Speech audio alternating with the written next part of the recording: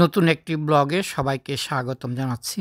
আজ আমাদের যাত্রা বান্দরবানের নয়নাভিরাম মেঘের রাজ্য নীলাচল। 2025 সালে দ্বিতীয়বারের মতো আমাদের নীলাচল যাত্রা। এখন আমরা আছি বান্দরবান সদর জিপ স্টেশন। আমরা এখান থেকে জিপ ভাড়া করে চলে যাব নীলাচল। ভাড়া নেবে 1200 থেকে 1400 টাকা।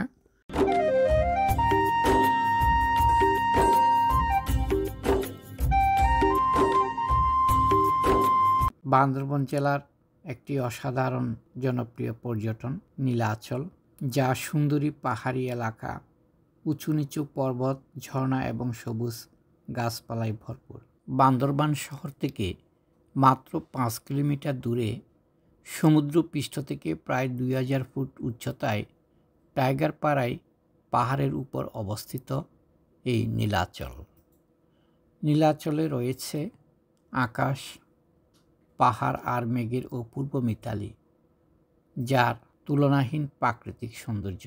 আমরা চলে আসলাম নীলাচল।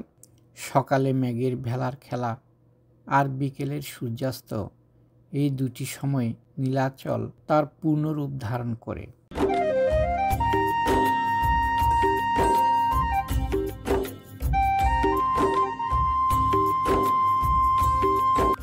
নীলাচল থেকে পুরো বান্দরবান শহরকে দেখা যায়।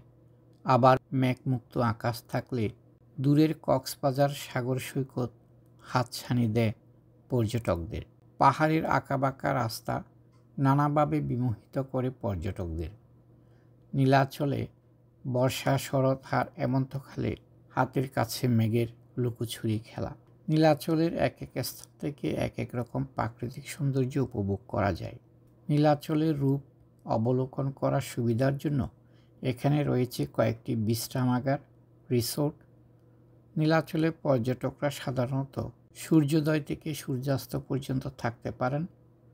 পরবর্তীতে শুধুমাত্র যারা রিসোর্টে রাত্রি যাপন করেন তারাই থাকার অনুমতি মিলে। যদি মেঘের দেখা পেতে চান তবে খুব সকালে যেতে হবে নীলাচল।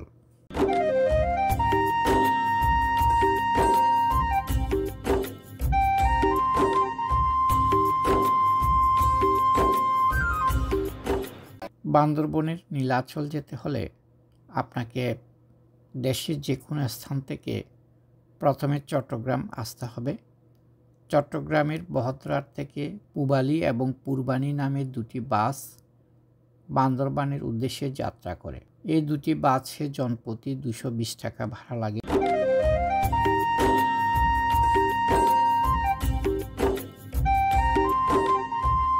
প্রচুর দর্শনার্থী এদিক ওদিক হাঁটাহাঁটি ছুটোছুটি করছে। দর্শনার্থীদের ভিড় লেগে আছে। এখন বিকেল 5টা, আমাদের যাওয়ার প্রস্তুতি। শেষ বিকেলের আলোয় এই সৌন্দর্য উপভোগ করার জন্য এখানে এসে ভিড় জমিয়েছেন।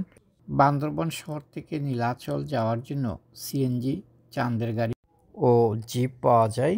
যে পরিবহনেই যান না কেন একটু দরদাম করে নেবেন। সবাইকে ধন্যবাদ জানিয়ে এই নীলাচল থেকে বিদায় নিচ্ছি। সবাই ভালো থাকবেন, সুস্থ থাকবেন এবং আমার এই চ্যানেলটি সাবস্ক্রাইব করবেন। ধন্যবাদ সবাইকে।